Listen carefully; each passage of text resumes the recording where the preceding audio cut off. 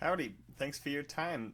If you know the benefits of fresh milling, then that's probably what led you to this video. And here's a quick list of the ingredients. The full list is at the end of the video if you want to pause it. You want to get your ingredients together. Start out by blending up your wheat berries. It takes about a minute in a nice Vitamix or a Blendtec blender. If your blender is not fast enough for this, then you may struggle with getting a nice smooth texture, but these pancakes come out silky smooth and fluffy. You'll love them. So make sure you get a nice texture to your flour.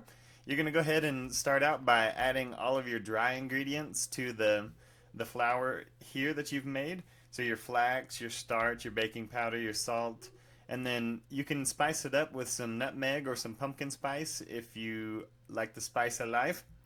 And then after you've got all your dry ingredients, go ahead and start adding your wet ingredients, your oil, your eggs, your syrup.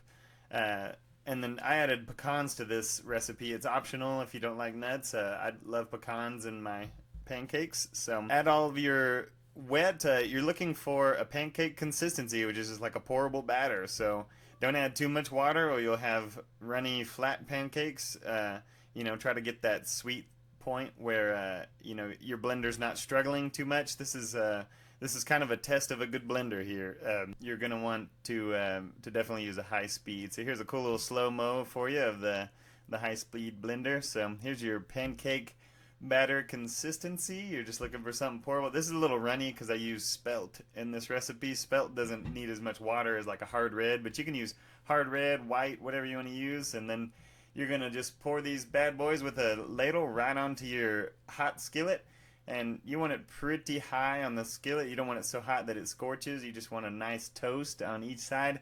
Takes about a minute or so on each side, and then I put them on a drying rack for about a minute, and then you can stack them over to the side and keep them in the fridge, and they'll be fresh for a week or so. And they make a great bulk food option for a big family. So I hope you enjoy the video. Here's your list of ingredients. You have a blessed day. Shalom.